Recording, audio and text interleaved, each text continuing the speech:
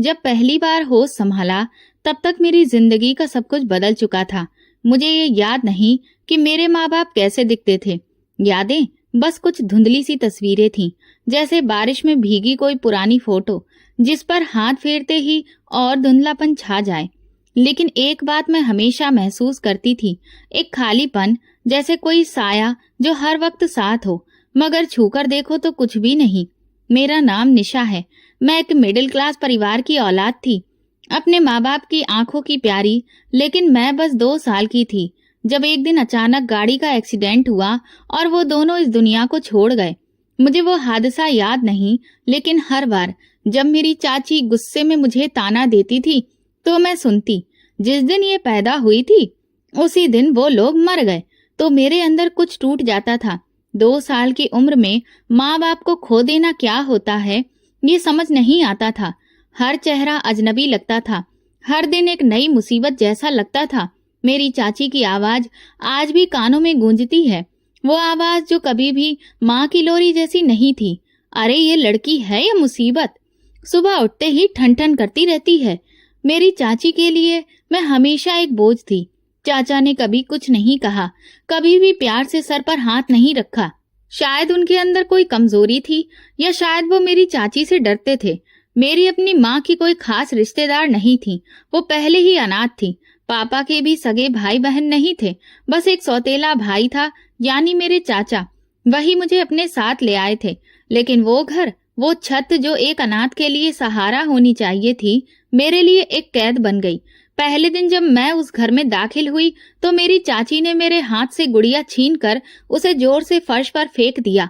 ये खेलने के दिन नहीं है तुम्हारे, अब काम करना सीखो। मैं बुरी तरह से डर गई थी। गुड़िया के साथ जैसे मेरा भी दिल टूट गया था। मुझे समझ नहीं आता था कि मैं किस गुनाह की सजा भुगत रही हूँ। चाची रोज नया काम देती, कभी झाड़ू कभी बर्तन। अगर गलती हो जाती तो जूते पड़ते, गालियां भी सुननी पड़ती, और वो शब्द जो मेरी छोटी उम्र के लिए जहर से कम नहीं थे। देख, यही वजह है, तभी तो मैं कहती हूँ इसे मत लाओ घर, कल को न जाने क्या मुसीबत बन जाएगी। चाचा कभी कुछ कहने की कोशिश करते तो चाची ऊंची आवाज कर देती, तुम्हें तो वैसे भी मुझसे दिक्कत है, क्या मैं किसी की भलाई कर रही हूँ? तुम्हारे भाई की निशानी होगी ये लड़की, लेकिन मेरे लिए तो बस एक खर्चा है। मैं चुपचाप रोती रहती थी, कभी किसी कोने में, कभी रजाई के अंदर, जहाँ कोई सुन न सके। मेरा दिल चाहता कि माँ आ जाए, मुझे गोद में उठाए, मेरी गुड़िया वापस कर ले, लेकिन वो तो किसी और ही दुनिया में चली गई थी। एक दिन बारिश हो रही थी, बिजली चमक रही थी। मैं खिड़की के पास बैठी छत से टपकते पानी को देख रही थी। चाची ने जोर से पुकारा, झापड़ खाएगी या फिर बर्तन धोएगी? दोपहर का खाना गरम कर। मैं भागकर किचन में गई, पैर फिसल गया और हाथ जल गया। चाची ने एक नजर भी नहीं डाली, बस गाल पर एक थप्पड़ मारा। इतना सा काम करना भी नहीं आता तुझे? चाचा ने बीच बचाव करने की कोशिश की। बस करो, बच्ची है। अच्छा, बच्ची है, 2 साल की तो नहीं रही है अब, और हमने कोई अनाथालय नहीं खोल रखा है। वो रात मेरी आंखों से नींद छीन ले गई। मेरे दिल से सुकून की ठंडक खत्म हो चुकी थी। मैं जल्दी ही समझ चुकी थी कि दुनिया में मेरा कोई नहीं है। हर इंसान सिर्फ अपने फायदे के लिए सोचता है, और हर दिल में कोई न कोई हिसाब चलता रहता है। मैं तो बस एक गैर जरूरी मजबूरी थी, जो ना चाहते हुए भी जिंदा थी। मेरी चाची ने मुझे हमेशा सिर दर्द समझा, लेकिन मुझे तब अंदाजा हुआ जब मैंने देखा कि मैं उनके लिए सिर्फ एक बोझ नहीं बल्कि कमाई का मौका भी थी। उसी सुबह जब मैं आटा गूंथ रही थी तभी दरवाजे पर दस्तक हुई। चाची ने दुपट्टे का पल्लू सीधा किया और सख्त लहजे में बोली, जा देख कौन है, खड़ी क्या देख रही है? मैं दरवाजे तक गई। बाहर एक उम्रदराज औरत और एक आदमी खड़े थे, जिसके बालों में सफेदी झलक रही थी। उन्हें देखकर दिल में हल्की सी हलचल हुई, लेकिन मैं तुरंत पीछे हट गई और चाची को बुला लाया। उस दिन चाची का लहजा बदला हुआ था, जैसे बादलों से भरे मौसम में अचानक सूरज निकल आया हो। वो औरत कहने लगी, हमें कुछ पता चला है कि आपके पास एक लड़की है। मेरी चाची ने मेरी तरफ इशारा किया। ये है निशा, कामकाज में माहिर है, शांत स्वभाव की है, कुछ भी कहो अपनी जुबान से कुछ नहीं कहती। मैं वहीं चुपचाप खड़ी रही। उस आदमी ने मुझे ऊपर से नीचे तक देखा। मेरे शरीर पर पुराने कपड़े थे, 2 उंगलियों पर आटा लगा था और दिल, वो तो कब का पत्थर हो चुका था। उनके जाने के बाद चाची का व्यवहार अचानक बदल गया। उस दिन पहली बार उन्होंने नरमी से खाना निकाला। खा ले, आज बहुत खुशी का दिन है। मैं कुछ नहीं बोली। सवाल मन में उठ रहे थे, लेकिन होंठ बंद रखे, जैसे अंदर कोई दरवाजा खुलने वाला हो जिसके पीछे अंधेरा हो। 2 दिन बाद चाचा ने धीमे से पूछा, ये क्या तय कर दिया है तुमने? बच्ची अभी छोटी है। चाची ने झल्लाकर जवाब दिया, अच्छा छोटी है, काम कर लेती है, खाना बना लेती है, बड़ी हो चुकी है, हमें कौन सा इसे राजकुमारी बनाकर रखना है। चाचा चुप हो गए। मैंने उनकी आंखों में कुछ हलचल देखी, जैसे वो कुछ कहना चाहते थे, लेकिन जुबान साथ नहीं दे रही थी। रात को मैंने चाची को एक आदमी से बात करते सुना। जी बिल्कुल, लड़की हमारी ही है, कोई दिक्कत नहीं होगी, आप बस पैसे वक्त पर दे दीजिएगा, बाकी सब हम देख लेंगे। ये जुमला मेरे दिल पर पत्थर की तरह गिरा। अब बात सिर्फ रिश्तों की नहीं रही थी, अब ये एक सौदा बन चुका था। मैं उन लोगों के लिए इंसान नहीं, बस एक चीज बन गई थी। दोपहर को मनोरमा मौसी आई। वो चाची से कहने लगी, बड़ा अजीब रिश्ता है, वो आदमी बहुत बड़ा है, उम्र में कोई ढंग की नौकरी भी नहीं करता, और लड़की अभी बच्ची है। चाची ने नाक चढ़ाकर जवाब दिया, तो क्या, अब उम्र देखने बैठ जाएं? हमारे पास भी इतना पैसा नहीं फट रहा है, जो रिश्ता मिल रहा है वही बहुत बड़ी गनीमत है। मौसी चुप हो गई। मुझे देखकर कुछ कहना चाहती थी, लेकिन शब्द उनका साथ नहीं दे रहे थे। फिर चाची ने मेरे लिए एक पुरानी ड्रेस निकाली, उसे प्रेस किया और कहा, अब यही पहनना है, अगले हफ्ते शादी है। मैंने कुछ नहीं कहा। अब हैरान होना भी छोड़ चुकी थी, बस चुपचाप सब सहना मेरी आदत बन गई थी। शादी वाले दिन बारिश हो रही थी। मोहल्ले के कुछ लोग, मनोरमा मौसी और कुछ अजनबी चेहरे जमा थे। पंडित मंत्र पढ़ रहा था और मैं उस आदमी के बगल में बैठी थी। पंडित ने कहा, हाथ उस आदमी के हाथ पर रखो। मैं चुपचाप बैठी रही। तभी चाची ने मेरी कमर पर जोर से चिकोटी काटी और मैंने हाथ रख दिया, और इस तरह से वो सौदा पूरा हो गया। शादी के बाद मैं विदा होकर अपने पति अमित के साथ ससुराल आ गई। वो खामोश इंसान थे और उनके चेहरे पर उम्र के निशान साफ दिखते थे। उन्होंने गाड़ी की चाबी घुमाई और बस इतना कहा, चलो। रास्ते भर कोई भी बात नहीं हुई। मैं खिड़की से बाहर देखती रही। बारिश की बूंदें खिड़की पर गिर रही थीं। जब हम उनके घर पहुंचे तो दरवाजे पर 3 औरतें खड़ी थीं। अमित ने मेरी उनसे पहचान करवाई। ये मेरी बहनें हैं। उन तीनों ने मेरी तरफ ऐसे देखा जैसे कोई नई नौकरानी आ गई हो। यही है, एक ने कहा। हाँ यही है, अमित ने ठंडा सा जवाब दिया। मुझे फिर एक कमरे में ले जाया गया, जिसमें सिर्फ एक पलंग, एक संदूक और एक खिड़की थी। वही मेरी नई दुनिया थी। अगले दिन सुबह सवेरे एक बहन ने आकर मुझे जगाया, उठो, नाश्ता बनाओ, सारा घर तुम्हें ही संभालना है। मैं चुपचाप काम करने लगी। किसी ने नहीं पूछा कि क्या तुम ठीक हो या क्या तुम खुश हो। बस सबके चेहरों पर एक ही बात थी, उम्मीद की मैं उनके काम आऊंगी। शाम को मेरी चाची का फोन आया। मैंने सुना वो चाची से कह रहे थे, हाँ लड़की पहुंच गई है, पैसे आपको कल भेज दूंगा। मैंने अपनी आंखें बंद कर ली। सौदा पूरा हो गया था। अब मैं उनका माल थी। दरवाजा बंद होते ही मुझे अंदाजा हो गया था कि जिस घर को मैंने एक नई शुरुआत समझा था, वो सिर्फ एक और कैद खाना है। फर्क बस इतना था कि पहले मुझे अपनी चाची के आदेश सुनने पड़ते थे, अब अमित की माँ और उनकी 3 बहनें थीं। सबके चेहरे पर लिखा था कि वे मुझसे क्या चाहते हैं। पहला दिन खामोशी में गुजर गया। कमरा जिसमें मुझे रहने को दिया गया था, वहां से खिड़की का नजारा सिर्फ एक दीवार था। हवा भी धीमी धीमी आती थी, जैसे इजाजत लेकर। शाम को अमित आए। उनकी आंखों में न प्यार था न अजनबीपन, वो बस थके हुए लगे। मुझे देखकर बोले, कोई दिक्कत तो नहीं हुई? मैंने सिर हिलाकर कहा, नहीं, ये घर बहुत छोटा है, वक्त के साथ तुम्हें आदत हो जाएगी, उन्होंने कहा और दूसरी तरफ मुंह मोड़ लिया। वो मुझसे बात करने नहीं आए थे, बस औपचारिकता निभा रहे थे। अगली सुबह सूरज निकलने से पहले ही दरवाजे पर दस्तक हुई। नंद की आवाज आई, उठो, नाश्ता बनाना है, सास को दवाई भी देनी है, बर्तन भी धोने हैं। मैं नींद की हालत में उठी, जल्दी जल्दी दुपट्टा लिया और बाहर निकली। नाश्ता बनाने की आदत तो थी, लेकिन यहाँ अंदाज बिल्कुल अलग था। चीजें रखने का तरीका, सास की पसंद नापसंद, हर चीज में गलती निकलती रहती थी। सास किचन के दरवाजे पर लाठी लेकर खड़ी रहती थी। कौन सा बहुत दहेज लेकर आई हो, खाली हाथ आई हो, कम से कम काम तो ढंग से कर लिया करो। मैं जल्दी जल्दी बर्तन धोती और दिल ही दिल में खुद से वादा करती कि किसी को भी शिकायत का मौका नहीं दूंगी, लेकिन वो मौका खुद ही बना लेते थे। शाम को जब सब लोग खाने बैठे तो मैंने चुपचाप सबके आगे रोटियां रख दी। सास ने एक निवाला चखा और नाक चढ़ा दी, इसमें नमक बहुत ज्यादा है। क्या तुमने कभी घर में खाना नहीं बनाया? अमित खामोश बैठे रहे। मैंने सोचा शायद वो मेरी तरफदारी करे, लेकिन उन्होंने नजरें झुका ली। रात को जब सब लोग अपने कमरे में जा चुके थे तो अमित मेरे पास आए। मुझे पता है सब लोग तुम्हें बहुत कुछ गलत कहते हैं, लेकिन ये सब वक्त के साथ है। कब खत्म होगा ये सब? अब ये तो वक्त पर ही डिपेंड करता है। मेरे मुंह से कुछ नहीं निकला। देखो, मेरी माँ बीमार है और बहनें जवान हैं। सारी जिम्मेदारी मेरे सर पर है। बस थोड़ा सा वक्त और। मैं जानती थी कि वक्त कभी नहीं बदलेगा, ये सब ऐसा ही रहेगा।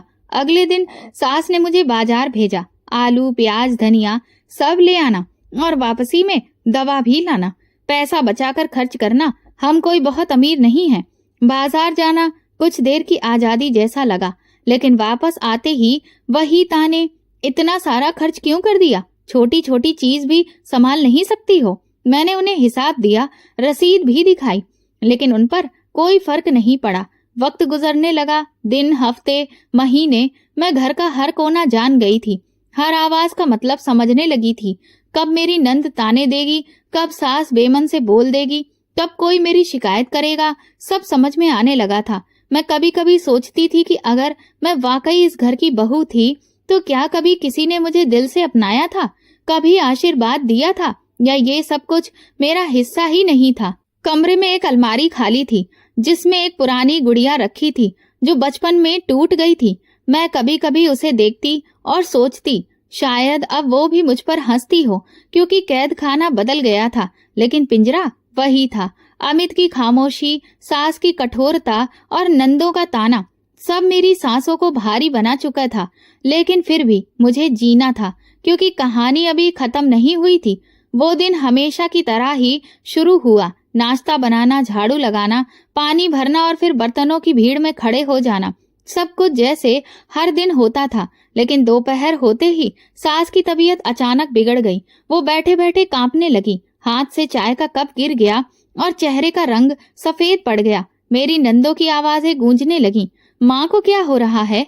कोई दवा दो, जल्दी कुछ करो। मैं किचन से दौड़कर आई। सास सोफे पर हल्की बेहोश पड़ी थी। अमित ऑफिस जा चुके थे। मैंने एक पल गवाए बिना पास से ही पर्स उठाया और नंदों के साथ मिलकर सास को अस्पताल पहुंचाया। अस्पताल पहुंचकर मुझे यह एहसास हुआ कि अगर इस घर में वाकई कोई कीमती था तो वो मेरी सास थी। हर एक की सांस जैसे रुक गई थी, क्योंकि उनके बीमार पड़ते ही घर की हालत पूरी तरह लड़खड़ा गई थी। डॉक्टर ने उनका चेकअप किया, कुछ टेस्ट लिखे और दवा भी दी और फिर सलाह दी, इन्हें तुरंत एडमिट करवाओ। लेकिन एडमिट करवाने के लिए पैसे चाहिए थे। मैंने अमित को फोन किया, माँ जी की हालत खराब हो गई है, वो अस्पताल में हैं, पैसों की बहुत जरूरत है। अमित की आवाज थकी हुई थी। मेरे पास तो कुछ भी नहीं है, मैं ऑफिस से छुट्टी लेता हूँ, कुछ करता हूँ। थोड़ी देर में वो पहुंच गए। उनके चेहरे पर फिक्र थी, लेकिन हाथ खाली थे। अमित जहाँ चौकीदारी करते थे वहां पर लोन की सुविधा थी, लेकिन उसका कोई फायदा नहीं हुआ। हम माँ जी को वापस घर ले आए। दवा चलती रही, लेकिन सास की हालत दिन ब दिन बिगड़ने लगी। नंदे परेशान थीं। हर पल उनकी आवाज में डर था, अगर माँ को कुछ हो गया तो हम कहाँ जाएंगे। एक रात अमित मेरे पास बैठे थे। मैं मेज पर उनके लिए चाय रख रही थी कि उन्होंने कहा, तुमने बहुत हिम्मत दिखाई है, भगवान का धन्यवाद कि तुम साथ में थी। मैंने कहा, यह मेरा फर्ज था। मैंने सर झुका लिया। बस काश मेरे पास कुछ होता जिससे मैं माँ को बचा लेती। कुछ दिनों के बाद सास चल बसी। घर का माहौल अजीब सा हो गया, लेकिन कुछ वक्त के बाद वो खामोशी किसी और चीज में बदल गई। माँ के गुजर जाने के बाद नंदों की नजरें बदल गईं। जहाँ पहले वो अपनी माँ के साए में छिपी हुई थी, अब वो खुद को अकेला महसूस करने लगी। उनकी उम्र बढ़ती जा रही थी और कोई रिश्ता भी नहीं रह गया था। अमित का व्यवहार भी बदल गया था। पहले वो चुप रहते थे, लेकिन अब ज्यादातर गुस्से में रहते थे। एक रात उन्होंने चाय का कप जोर से टेबल पर रखते हुए कहा, अब सब कुछ मेरे ही कंधों पर आ गया है, बहनें, घर, खर्चा, सब कुछ। मैं उनकी बातें सुनती रही चुपचाप। तुम्हें क्या पता कि मुझे कितनी मुश्किल होती है, ये सब तुम्हारे बस का नहीं है। उनकी आवाज तेज होती जा रही थी। मैंने धीरे से पूछा, क्या मैं आपकी कुछ मदद कर सकती हूँ? वो हंसने लगे, लेकिन वो हंसी किसी खुशी की नहीं थी, तुम भला क्या कर सकती हो? ना तो पढ़ाई लिखाई है, ना नौकरी, और ना ही कोई हुनर है। बस एक चीज है। मैंने उनके चेहरे की तरफ देखा। उनकी आंखों में एक अजीब सी चमक थी जो पहले कभी नहीं देखी थी। क्या मतलब है आपका? मैंने धीरे से पूछा। रहने दो। उन्होंने चाय का आखिरी घूंट लिया और कमरे से बाहर चले गए। दूसरे दिन उन्होंने मुझसे कहा, कल मेरे ऑफिस मेरे साथ चलना, तुम्हें बॉस से मिलवाना है, वो तुमसे कुछ बात करना चाहते हैं। मैं हैरान होकर बोली, मुझसे भला क्या बात करेंगे? हाँ, बस तुम तैयार रहना, जैसे किसी पार्टी में जाना हो, अच्छे कपड़े पहनना। मुझे कुछ भी समझ नहीं आ रहा था, लेकिन मैं चुप रही। अगली सुबह वो मुझे बाजार ले गए। वहां हमने एक सूट खरीदा और सैंडल। उन्होंने कहा, बस साफ सुथरी दिखना। शाम को जब घर लौटी तो नंद हैरान थी। क्या हुआ? बाजार क्यों गई थी? मैंने कोई जवाब नहीं दिया। अगली रात अमित ने मुझे फिर से याद दिलाया, कल समय पर तैयार रहना। देखो, हमारा वक्त बदल सकता है। अगर तुम थोड़ी सी हिम्मत करोगी तो हम सबका भला हो जाएगा। मैंने अमित की बात सुनी, लेकिन मेरे दिल में अजीब सी हलचल होने लगी। अमित ने मुझे ऑफिस के बाहर बाइक से उतार दिया। शाम का वक्त था और मौसम में अजीब सी ठंडक थी, लेकिन मेरे अंदर बेचैनी छाई थी। मैंने पूछा, किससे मिलने आए हैं यहाँ? वो सीधे सामने देखते हुए बोले, कहा ना, बॉस से। वो कह रहे हैं कि वो तुम्हें बस देखना चाहते हैं। एक छोटी सी मुलाकात है। मेरे कदम रुक गए। भला इसमें मेरी क्या जरूरत है? उन्होंने चेहरा मेरी तरफ मोड़ते हुए कहा, अगर मैंने कहा है तो बस जरूरत है, बाकी की बातें बाद में करना। तुम्हारे वहां जाने से मेरा फायदा है, मेरी तरक्की हो सकती है, सैलरी भी बढ़ सकती है और काफी सारी सुविधाएं भी मिल सकती हैं। मैंने सख्त लहजे में कहा, अमित, ये कैसा फायदा है? उसने गुस्से में कहा, तुम्हें दिक्कत क्या है? बस एक मुलाकात ही तो करनी है। देखो, मुझे ये सब पसंद नहीं है। मैंने बात काटते हुए कहा, तो फिर बताओ क्या करोगे? वापस अपनी चाची के घर जाओगी? शायद तुम ये भूल गई हो कि उन्होंने तुम्हें किस तरह से बेच दिया था। मेरे कदम जमीन में धंस गए। वो आगे बढ़ गए और मुझे पीछे छोड़ गए। वो रात बिना कुछ कहे गुजर गई। मैं घर वापस आई तो मेरी नंदें अपनी जगह खुश थीं, जैसे कुछ अच्छा होने वाला हो। किसी ने कुछ नहीं पूछा और मैंने कुछ बताया नहीं। अगले दिन अमित देर से आया। उसने कपड़े बदले, चाय ली और धीरे से बोला, कल रात बॉस ने कहा है कि अगर तुम उनसे इसी तरह मिलती रहो तो वो मेरा प्रमोशन कर देंगे। महीने 1.5 महीने में एक नया घर भी मिल सकता है। मैंने उसे घूर कर देखा। लगता है तुम पागल हो चुके हो। तुम ये चाहते हो कि मैं अपनी इज्जत किसी के सामने बिछा दूं, सिर्फ तुम्हारी तरक्की के लिए? उसने चाय का कप टेबल पर रखते हुए कहा, हाँ, क्योंकि तुम्हारी इज्जत ने अब तक हमें क्या दिया है भला? तुम यहाँ खाली हाथ आई थी, ना तो कोई दहेज लाई, ना पैसा और ना ही कोई ऊंचा रिश्ता। अब अगर तुम्हारे चेहरे, तुम्हारे वजूद से कोई फायदा उठाया जा सकता है तो फिर मैं क्यों ना उठाऊं? मेरे दिल पर जैसे किसी ने घूंसा मारा हो। मैं चुप रही। आंखों में सिर्फ एक सवाल था, क्या ये वही अमित है जिसने कभी मेरे सामने हमदर्दी से बात की थी? वो सोफे से उठा और कहने लगा, कल रात तैयार रहना, एक अच्छी सी ड्रेस लाकर दूंगा। मेरा बॉस अगर खुश हो गया तो हम सबकी जिंदगी बदल जाएगी। मैंने उसे रोकने की कोशिश की। अमित, प्लीज, मैं तुम्हारी पत्नी हूँ, मुझे ये सब करने के लिए मजबूर मत करो। वो पलटकर बोला, पत्नी हो इसीलिए तो कह रहा हूँ कि मेरे हर इरादे में मेरा साथ दो, वरना फिर तलाक के कागज तैयार हैं। अगले ही दिन तलाक दे दूंगा और तुम्हें चाची के घर पटक आऊंगा। फिर वही बर्तन, वही झाड़ू और वही रोज की गालियां। मैंने वो रात जाग कर गुजारी। आंखें जब भी बंद करती, मेरी चाची का वही घर नजरों के सामने आ जाता। बहुत तेज आवाजें, वो झिड़कियां, वो हर दिन की मार, और दूसरी तरफ अमित था जो मेरी इज्जत की कीमत लगा रहा था। अगली शाम वो एक नया सूट मेरे हाथ में पकड़ाकर बोला, ये पहनो, तैयार हो जाओ। तुम जितनी खूबसूरत दिखोगी उतना ज्यादा फायदा होगा। मैंने वो सूट हाथ में पकड़ा और कमरे में आ गई। दरवाजा बंद किया और शीशे के सामने खड़ी हो गई। खुद को देखा, कुछ देर नजर झुकी रही, फिर खुद से कहा, क्या मैं अब एक सिर्फ चेहरा हूँ? अमित दरवाजे पर दस्तक देने लगा। चलो, देर हो रही है। मैं तैयार हो गई, वैसे ही जैसे अब मेरे हाथ में कोई फैसला नहीं बचा था, जैसे कोई कठपुतली जो किसी डोर के इशारे पर चलती है। दूसरी रात फिर वही रास्ता, वही बंगला, वही खामोशी। अमित ने हमेशा की तरह मुझे बाइक पर बैठाया और रास्ते भर कोई बात नहीं हुई, जैसे मैं कोई सामान हूँ जिसे वो किसी जगह डिलीवर करने ले जा रहा हो। जब हम गेट पर पहुंचे तो वो मुझे लॉन्च तक लेकर गया। एक बार फिर वही नौकर और फिर वही बात, मैडम को यहीं छोड़ दीजिए, वो बाद में आएंगे। अमित चुपचाप पलटा और चला गया। मैं उसी लॉन्च में अकेली रह गई। वहीं पर बैठी बैठी वक्त गुजरता रहा। कमर में दर्द होने लगा। कभी सामने की घड़ी को देखती, कभी उस दरवाजे की ओर जहां से कोई आने वाला था, लेकिन वो दरवाजा सारी रात वैसा ही बंद रहा। कभी कभी कोई नौकर पानी दे जाता या पूछ लेता, चाय ले आऊं? मैं इनकार में सिर हिला देती। दिल वैसे भी किसी चीज की चाह नहीं रखता था। रात के करीब 3 बजे मैंने खुद को सोफे पर लिटा दिया, आंखें बंद कर ली, लेकिन नींद नहीं आ रही थी। सिर्फ तरह तरह के विचार आ रहे थे। ये सब क्या हो रहा है? सुबह हुई तो वही नौकर फिर आया। इस बार उसके हाथ में एक लिफाफा था। साहब ने कहा है कि आप घर चली जाइए, ये पैसे ले जाइए, अपने पति को दे दीजिएगा। मैंने लिफाफा पकड़ा और चुपचाप बाहर निकल आई। दरवाजा मेरे पीछे बंद हुआ। गाड़ी पहले से मौजूद थी। मुझे घर छोड़ा गया। मैं अंदर आई तो अमित तैयार हो रहा था। आ गई? हाँ, गाड़ी छोड़ गई थी। उसने जैसे ही लिफाफे की तरफ देखा तो लपक कर पकड़ लिया। लिफाफा खोलकर खुशी से बोला, अरे वाह, ये तो पिछली बार से भी ज्यादा है। शाबाश, तुम तो बहुत ही काम की निकली हो। मैंने उसकी तरफ देखा लेकिन कुछ कह नहीं पाई। वो पहले ही खुद में इतना मगन था कि मेरी खामोशी भी उसे सुनाई नहीं दी। नंदे खाने के समय हैरत से पूछने लगी, ये भाभी इतनी चुप क्यों रहती है? दूसरी बोली, छोड़ो, भैया तो खुश है, बाकी सब सही है। तीसरी हंसकर कहने लगी, हो न हो कुछ तो ऐसा है जो हमसे छुपाया जा रहा है। मैंने सब सुना लेकिन कोई जवाब नहीं दिया। रात को अमित ने फिर से एक नया सूट दिया और कहा, कल फिर से जाना है। तुम्हारा वहां रोज रोज जाना हमारे लिए बहुत फायदेमंद हो रहा है। हर दिन तरक्की के करीब पहुंच रहे हैं। मैंने पूछा, अमित, क्या तुम्हें कभी ये ख्याल नहीं आता कि वहां पर क्या होता है? वो बड़ी लापरवाही से बोला, मुझे इस सब से कोई मतलब नहीं है। मुझे तो बस पैसों से मतलब है। तुम वहां जाकर बैठो, पैसे लो और वापस आओ। बाकी जो है वो हमारी कोई दिक्कत नहीं है। मुझे ऐसा लगा जैसे मेरे जमीर को किसी ने 2 टुकड़ों में बांट दिया हो। एक इंसान जो सवाल करता है, एक जज्बा जो खामोश कर दिया जाता है। फिर वैसा ही हुआ।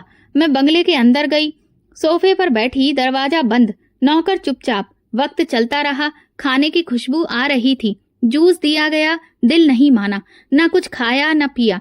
सारी रात सोचती रही, ये खेल क्या चल रहा है? क्यों बार बार मुझे यहाँ बुलाया जा रहा है? क्यों कोई मुझसे मिलने नहीं आता, न कुछ कहता है? फिर पैसे देकर वापस क्यों भेज दिया जाता है? सुबह वही नौकर आया, हाथ में लिफाफा था। सर ने कहा है कि आपको गाड़ी छोड़ आएगी, अकेली मत जाइएगा। रास्ते में गाड़ी के शीशे से बाहर देखते हुए मैं सोच रही थी, क्या ये सजा है या फिर इस सब के पीछे कोई और मकसद है? अगर मकसद सिर्फ शरीर होता तो अब तक बहुत कुछ हो चुका होता, लेकिन ये सब बिना किसी आवाज के, बिना किसी हरकत के और बिना किसी मकसद के आखिर है क्या? घर पहुंची तो आज फिर अमित खुशी खुशी लिफाफा खोल रहा था। बहुत बढ़िया, अब तो हम नया फ्रिज भी खरीद सकते हैं और वॉशिंग मशीन भी। और अगर सब कुछ ऐसा ही चलता रहा ना तो 1 साल में सब बदल जाएगा। मैंने उससे पूछा, कभी सोचा है कि अगर वो चाहे तो हो सकता है मुझे वापस ही ना भेजें? अरे, वो इतने समझदार हैं कि अच्छे से जानते हैं कि तुम तभी कीमती हो जब तुम यहाँ वापस आ जाती हो, इसीलिए तो भेज देते हैं। उसकी बात मेरे अंदर जैसे खंजर बनकर लगी। अब मैं सिर्फ फायदा देने वाली एक औरत रह गई थी। अमित की नजर में इज्जत वो चीज थी जो पैसों में बदली जा सकती थी। चौथी रात मैं उस बंगले में नहीं गई, बल्कि मैंने फैसला कर लिया था, अब और तमाशा नहीं जीना है। सुबह उठी, दुपट्टा लपेटा और चुपचाप दरवाजे से निकल पड़ी। मेरी नंदे अभी भी सो रही थी और अमित ऑफिस के लिए निकल चुका था। मैंने किसी से कुछ नहीं कहा। धीरे धीरे रास्ता तय किया। मेरी उंगलियां अपने दुपट्टे को कसकर पकड़े हुए थीं, जैसे अंदर की घबराहट को छुपाने की कोशिश कर रही थी। रास्ता वही था जो हर बार अमित के साथ तय किया था, लेकिन आज पहली बार अकेली जा रही थी। मेरे कदम लड़खड़ा रहे थे, लेकिन अंदर सवालों का शोर था। बार बार वही दृश्य मन में घूम रहा था। खाली लॉन्ज, बंद दरवाजे, खामोश नौकर और सुबह के समय हाथ में लिफाफा। ये कौन सा खेल चल रहा है? आखिर कौन है जिसने मुझे यहाँ लाकर बिठाया और फिर भी कभी छुआ तक नहीं? अगर मकसद सिर्फ पैसे फेंकना है तो क्यों, और अगर जरूरत ही नहीं है तो बार बार बुलाने की वजह क्या है? ऑफिस के गेट पर पहुंची तो वहां अमित मौजूद नहीं था, बल्कि एक दूसरा गार्ड था। मैंने कहा, मुझे अंदर जाना है। वो बोला, अमित साहब की पत्नी हो? उसने नजर घुमाई और फिर कहा, आज साहब तो बॉस के साथ हैं, आप भी अंदर जा सकती हैं। अपना नाम बता दीजिए। मैंने धीरे से कहा, निशा। गार्ड ने इंटरकॉम पर कुछ बात की और फिर दरवाजा खोल दिया। जैसे ही अंदर गई, हवा का झोंका मेरे चेहरे से दुपट्टा पीछे धकेलने लगा। मैं तुरंत ही दाएं तरफ मुड़ गई। वहां कोई नहीं था। दीवार पर एक बड़े कमरे की ओर एक एरो बना था, जिसके बाहर लिखा था डायरेक्टर ऑफिस। मैं वहीं गई। दरवाजा हल्का बंद था। मैंने हल्की दस्तक दी और दरवाजा खोलकर अंदर चली गई। वो लम्हा मेरी जिंदगी का रुख मोड़ने वाला था। मेरी तरफ पीठ किए कोई फोन पर बात कर रहा था। जैसे ही वो मुड़ा, मेरी सांस थम गई। सामने राघव था, मेरा बचपन का दोस्त और पड़ोसी। वही राघव जो मुझे कहानियां सुनाता था, जो मेरे लिए अपने घर की दीवारों पर नाम लिखा करता था। और फिर एक दिन वो कहीं विदेश चला गया था। उसके बाद उसने कभी पलटकर नहीं देखा, या शायद आया होगा, लेकिन मेरी किस्मत में उससे मिलना नहीं लिखा था। मेरे मुंह से बस निकला, तुम। वो उठकर मेरे पास आया, जैसे वो पहले से जानता हो कि मैं आने वाली हूँ। निशा, आखिर तुम खुद यहाँ आ ही गईं।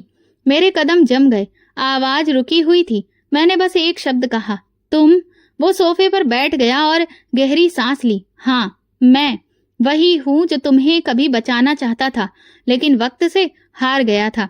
मैं खामोश हो गई, बस उसे देखती रही। वो कहने लगा, तुम्हें याद है बचपन में जब तुम अपनी चाची की मार से डरकर मेरे घर में जाकर छुप जाती थी, तो मैं तुम्हें चॉकलेट लाकर देता था।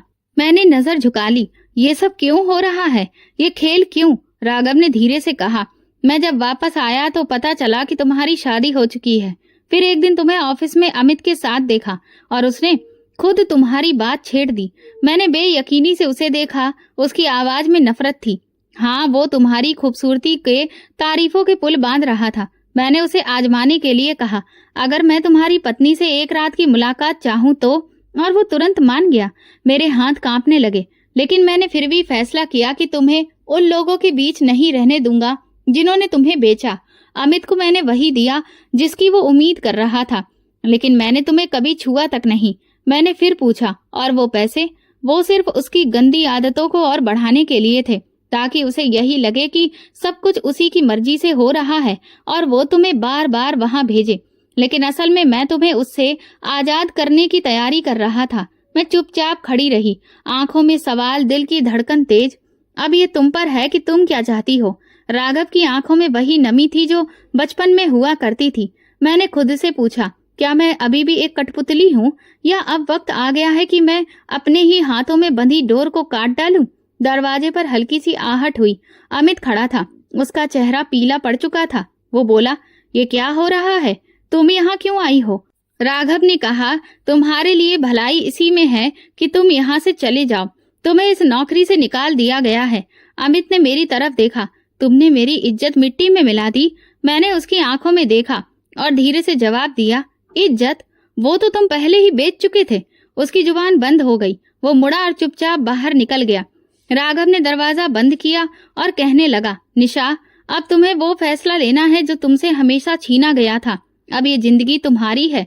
मैंने पहली बार सिर उठाकर कहा, मुझे आज पहली बार लग रहा है कि मैं खुद के लिए बोल सकती हूँ। राघव ने मुस्कुराकर कहा, तो फिर बोलो, क्योंकि अब तुम कोई कठपुतली नहीं रही हो।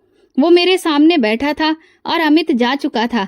खामोशी कुछ लम्हों के लिए छा गई। मेरे हाथ ठंडे पड़ने लगे, जैसे कमरे की हवा एकदम से ठहर गई हो। उसने टेबल पर रखी एक फाइल मेरी तरफ सरकाई।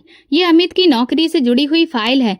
जब मैंने कंपनी खरीदी थी तब वो पहले से ही यहाँ चौकीदार का काम कर रहा था, लेकिन उसकी आंखें हमेशा किसी लालच की तलाश में मेरे सामने नाचती रहती थी। मैंने फाइल खोली, कागज देखे जिनमें मेरी तस्वीर और मेरे बारे में कुछ शब्द मौजूद थे। राघव कहने लगा, उस दिन जब तुम पहली बार लॉन्ज में बैठी थी, मैंने तुम्हें देख लिया था। पहचानने में देर नहीं लगी। फिर मैंने जानबूझकर अमित को बुलाया और वही पेशकश की, ताकि देख सकूं कि वो क्या करता है। मेरे अंदर जैसे एक पहाड़ टूट पड़ा और अमित ने एक पल भी नहीं लगाया, तुरंत मान गया। मैंने सांस रोके सामने बैठे उस इंसान को देखा जिसे मैं बरसों से भूल चुकी थी। वो मेरा बचपन का रक्षक निकला और उसी इंसान के साथ में मैं जिंदगी बिताने के सपने देख रही थी जिसने मेरी कीमत लगाई। राघव कहने लगा, मैं चाहता था कि तुम्हें खुद फैसला करने का मौका मिले, इसलिए मैंने तुम्हें यहाँ आने दिया, बैठने दिया और कुछ नहीं किया। हर बार जब भी तुम वापस गई मैंने देखा कि तुम्हारे अंदर की खामोशी बढ़ती जा रही थी, लेकिन तुम टूट नहीं रही थी, सोच रही थी। मैंने पूछा, और वो पैसे? यही तो चाल थी, ताकि अमित को पूरी तरह से विश्वास हो जाए कि जो भी वो चाहता है वो आराम से हो रहा है, ताकि मैं उसकी असलियत सबके सामने ला सकूं। मैंने फाइल बंद की और धीरे से कहा, क्या तुम जानते थे कि वो मुझे दोबारा भेजेगा? हाँ, इसलिए मैंने सिक्योरिटी कैमरे बंद रखे थे। नौकरों को पहले ही समझा दिया था कि तुमसे कोई सवाल ना किया जाए। मैं बस ये देखना चाहता था कि कब तुम अपनी मर्जी से सच्चाई जानने आओगी। मैंने सिर झुका दिया। मुझे लगता था कि मैं सिर्फ एक शरीर का टुकड़ा हूँ जिसे हर ओर से धकेला जा रहा है। राघव ने मेरी बात काटते हुए कहा, लेकिन अब तुम अपने फैसलों की खुद मालिक हो। और अमित, उस वक्त अब सब खत्म हो चुका है। उसने तुरंत फोन उठाया। मैनेजर से कहा, अमित को नौकरी से तुरंत निकाल दिया जाए, लेटर तैयार करो और गेट पर उसका आना जाना बंद किया जाए। फिर मेरी तरफ देखकर बोला, किसी के साथ जुल्म देखकर चुप रहना भी एक तरह का जुल्म है और खामोशी से सहना खुद पर जुल्म, और तुमने दोनों खत्म कर दिए। मैं उठकर खिड़की के पास गई। नीचे लॉन में अमित किसी से बहस कर रहा था। अचानक 2 गार्ड उसके पास आए और उसके हाथ से आईडी कार्ड ले लिया। वो जोर जोर से कुछ कह रहा था, शायद अंदर आने की इजाजत मांग रहा था। फिर उसने ऊपर देखा, खिड़की की तरफ। मैं वहीं खड़ी थी। वो पल ठहर गया। हमारे बीच एक शीशे की दीवार थी, लेकिन असली दीवार तो वो थी जो बरसों में खड़ी हो गई थी। राघव ने पर्दा हटा दिया। अमित ने नजर झुका ली और फिर पीछे हट गया। गेट उसके पीछे बंद हो गया और मेरे दिल में एक अजीब सा सुकून छा गया। राघव मेरे पास आया और कहने लगा, तुम वापस घर मत जाओ। तुम्हारी चाची से अगर तुम कहो तो मैं खुद बात कर सकता हूँ, लेकिन इस बार फैसला तुम्हें करना होगा। मैंने गहरी सांस ली। बरसों के फैसले खामोशी से अपनाए थे, अब एक बार अपनी मर्जी का फैसला भी करके देख लूं। राघव ने मुस्कुराकर सिर हिला दिया। मैं तुम्हारे साथ हूँ, लेकिन तुम्हें खुद अपने लिए खड़ा होना होगा। मैंने दुपट्टा संभालते हुए कहा, अब मुझे कोई बोझ नहीं लगता। मैं सिर्फ ये जानना चाहती हूँ कि आगे क्या करना है। राघव कहने लगा, आगे तुम्हें सिर्फ अपनी मर्जी से जीना है। जो तुमसे छीना गया था उसे लौटाना मेरी जिम्मेदारी है, लेकिन उसकी सुरक्षा तुम्हारी। वक्त धीरे धीरे बता रहा था कि अब खेल पूरी तरह से पलट चुका है। मेरे हाथों में बंधी डोर टूट चुकी थी और अब मैं किसी की कठपुतली नहीं रही। राघव ने मुझे गाड़ी में बिठाया। शीशे के बाहर शहर की रोशनी दिख रही थी, लेकिन मेरे अंदर एक अजीब सी खामोशी फैल रही थी। गाड़ी सड़क पर तेजी से चल रही थी, लेकिन मेरे मन में वो लम्हे ठहरे हुए थे जब अमित ने सब कुछ छीना गया था। अधिकार, घमंड और वो झूठी ताकत जो मेरे वजूद को कभी बेमोल समझती थी। हम सड़क की तरफ थे जब राघव कहने लगा, तुम्हारी चाची के घर चलना है या तुम चाहो तो मेरे घर चल सकती हो। कुछ दिन रहो, फिर जो भी फैसला हो तुम कर लेना। मैंने कुछ लम्हे सोचकर कहा, ना तो मैं अपनी चाची के घर जाऊंगी और ना ही अमित के साथ जाऊंगी। अभी मेरे लिए सिर्फ तुम्हारा सच काफी है। उसने गाड़ी मोड़ ली। एक छोटे से साफ सुथरे बंगले के बाहर गाड़ी रोकी। दरवाजे पर एक बूढ़ी औरत खड़ी थी। सर, ये मैडम कौन है? ये मेरी जिम्मेदारी है, उसने जवाब दिया और इज्जत से कहा। औरत ने मेरे सिर पर हाथ रखकर कहने लगी, बेटी, अच्छा हुआ तुम आ गई। अंदर मुझे एक कमरा दिया गया, बिल्कुल साधारण और साफ सुथरा। राघव बाहर लॉन में बैठा था और मैं खिड़की के बाहर उसे देखती रही। वो एक लम्हे को भी बेचैन नहीं लगा, जैसे कि सब कुछ वही का वही रख दिया गया हो। बस अब मेरी मर्जी का दरवाजा खोलना बाकी था। कुछ देर बाद वो दरवाजे पर आया। खाना तैयार है, चलो कुछ खा लो। मैं दरवाजा खोल पहली बार दिल से बोली, मुझे भूख लगी है। वो हंसने लगा। यही तो मैं सुनना चाहता था। खाने की मेज पर वो मेरे सामने बैठा रहा। अगर तुम चाहो तो तलाक के कागज मैं खुद दस्तखत करवा दूंगा। कानून तुम्हारे साथ है और मैं भी। मैंने कहा, तलाक तो होगा ही, लेकिन उस इंसान से नहीं जिसने मुझे मारा या छोड़ा, बल्कि उससे जिसने मेरी इज्जत को सिर्फ फायदा समझा। राघव ने सिर हिलाया, और इस बार फैसला तुम करोगी। कोई और नहीं। मैंने पहला निवाला खाया। बरसों बाद ऐसा लगा जैसे पेट ही नहीं, दिल भी भर रहा है। इंसाफ सिर्फ अदालत में नहीं होता, कभी कभी वो किसी ऐसे इंसान की सूरत में सामने आ जाता है जो तुम्हारी खामोशी को आवाज देता है। रात में कमरे की खिड़की से चांदनी अंदर आ रही थी। राघव अभी भी लॉन में टहल रहा था, शायद इंतजार में। मैंने दरवाजे की तरफ देखा और सोचा ये जिंदगी अब शायद बस में है और यही मेरे लिए पहला इंसाफ था। सुबह जब मैं कमरे से बाहर निकली तो राघव टेबल के पास बैठकर एक फाइल पढ़ा रहा था। मैंने उससे कहा कि आज हम वकील से बात कर सकते हैं, और वो बिना हैरानी के कहने लगा, हाँ बिल्कुल, मैं तो पहले ही अपॉइंटमेंट ले चुका हूँ। तुम जब कहोगी हम चलेंगे।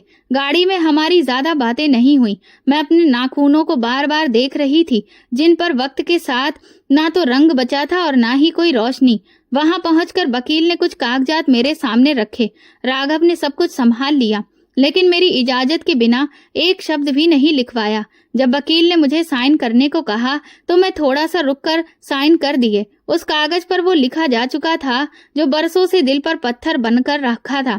वकील ने फाइल बंद करते हुए कहा, बस नोटिस भेजने की देर है, कानूनी कार्रवाई भी पूरी हो जाएगी। मैं वापस लौटते हुए बोली, क्या तुम अभी भी मुझे मेरी चाची के पास लेकर जाना चाहते हो? वो कहने लगा, हाँ, लेकिन इस बार वो सुनेगी, समझेगी, और उन्हें भी ये दिखाना चाहिए कि अब तुम वो नहीं रही जिस पर कोई जुल्म कर सके। शाम को हम चाची के दरवाजे पर खड़े हुए थे। दरवाजा खुला तो उन्होंने हमें एक पल के लिए हैरानी से देखा। राघव ने अपने बारे में याद दिलवाया तो उनकी आंखें हैरान रह गईं। उन्होंने तुरंत हमें सोफे पर बिठाया। राघव ने सीधी बात की, देखिए चाची, आपने निशा के साथ जो कुछ भी किया, क्या आपको लगता है कि वो माफ करने के काबिल है? वो चुप रही। उनकी नजर झुक गई। उन्होंने मेरी तरफ देखा और बोली, मुझसे गलती हो गई।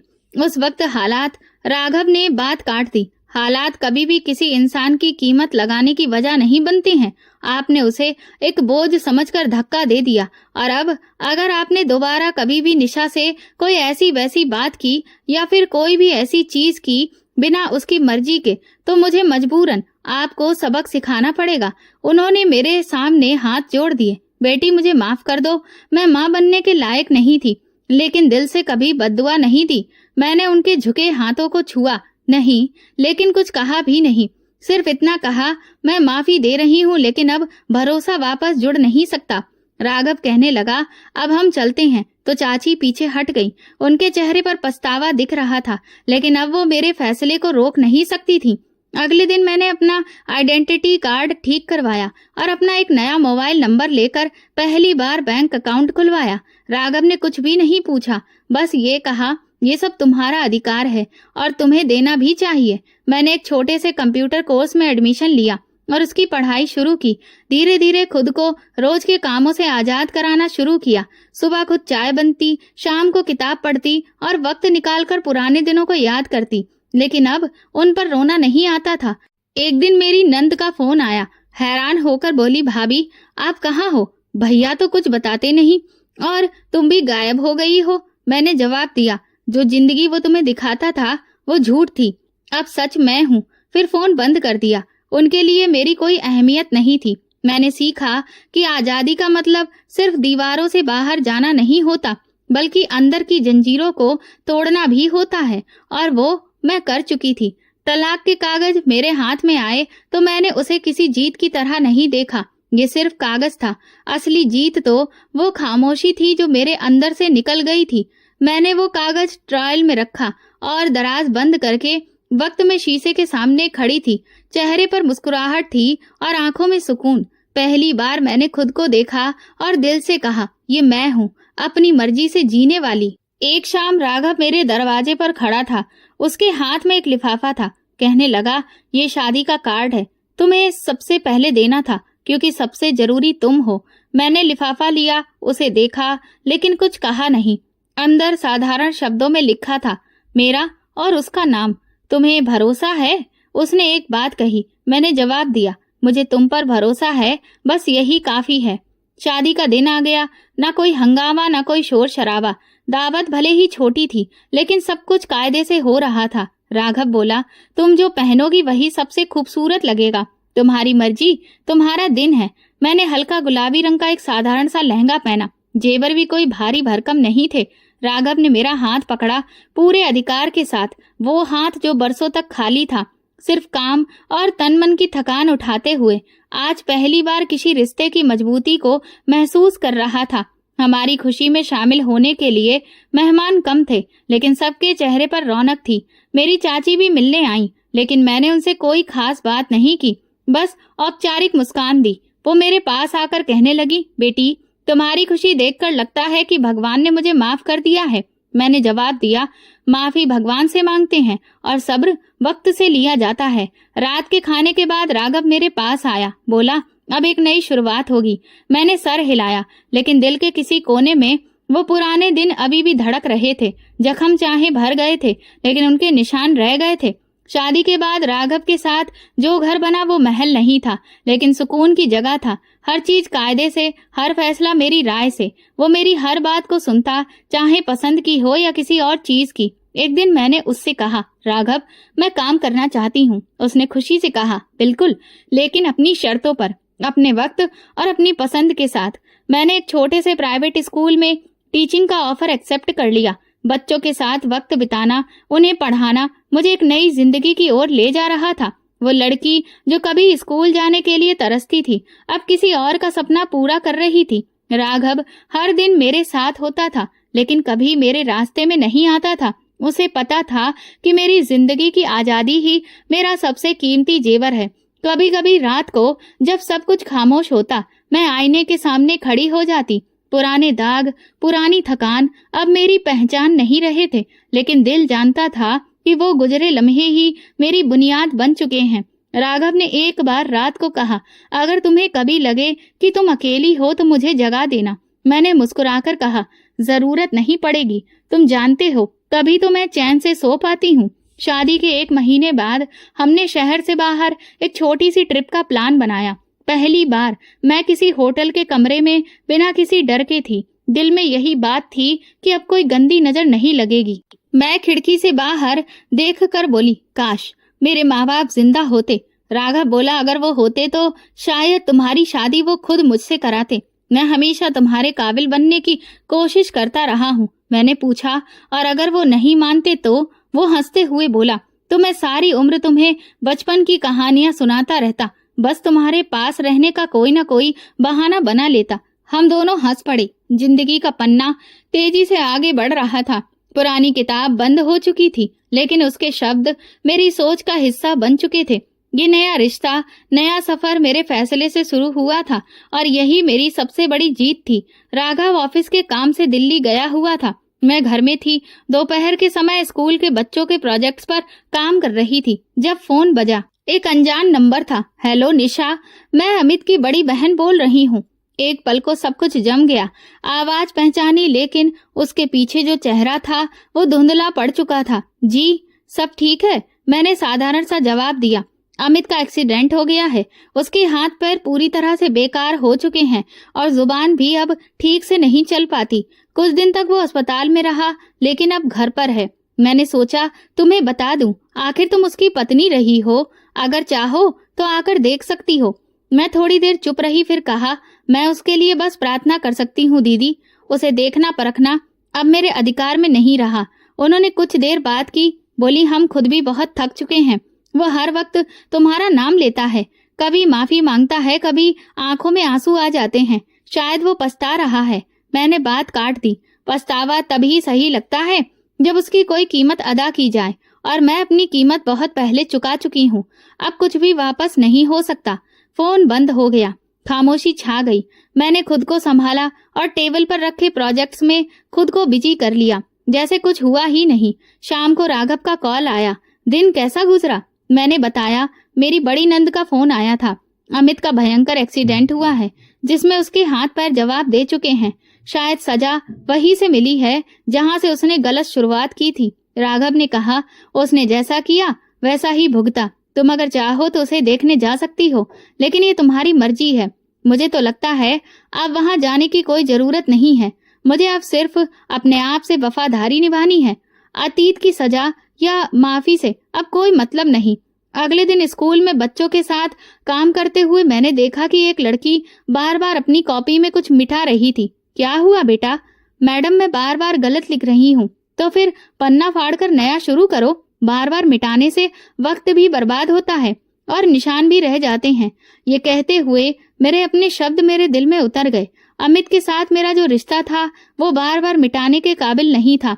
वो पन्ना तो अब फाड़कर अलग किया जा चुका था। उसी रात राघव वापस आया। खाना खाने के बाद मैंने उसे सब कुछ ठीक से बताया। तुम जानते हो, मैंने कहा, मुझे अब तरस नहीं आता, सिर्फ हैरानी होती है। जो इंसान दूसरों की जिंदगी की कीमत लगाकर उन्हें अपने हिसाब से चलाता है, उसे खुद की सांसें भी किस्तों में मिलती हैं। यही फर्क है इज्जत देने में और इज्जत खरीदने में। तुमने सब्र से काम लिया और जिंदगी ने तुम्हें इंसाफ दिया है। राघव ने मेरा हाथ पकड़कर कहा। जब सब हाथ मुझे धक्का दे रहे थे तब तुमने मेरा हाथ थाम लिया। अगले दिन स्कूल में प्रोग्राम था। बच्चों के पेरेंट्स भी आए हुए थे। जब मैं स्टेज पर पहुंची तो एक पल को ऐसा लगा जैसे मेरी आवाज छिन जाएगी या फिर आजाद हो जाएगी। अगर किसी ने आपको इज्जत ना दी हो तो अपनी इज्जत को खुद उस मुकाम तक पहुंचाइए। तालियां बजी।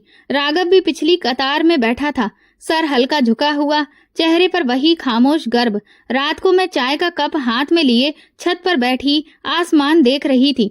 अमित का अंजाम, ना कोई खबर, ना कोई कहानी। वो अब सिर्फ एक मिसाल बन चुका था। राघव मेरे पास आया। कभी कभी अंजाम की खबर भी सुकून देती है ना? मैंने कहा हाँ, लेकिन उससे भी ज्यादा सुकून इस बात में है कि अब मैं किसी के फैसले का नतीजा नहीं हूँ। हम दोनों छत पर बैठे रहे, हवा चलती रही और जिंदगी एक नई तरह से आगे बढ़ती रही।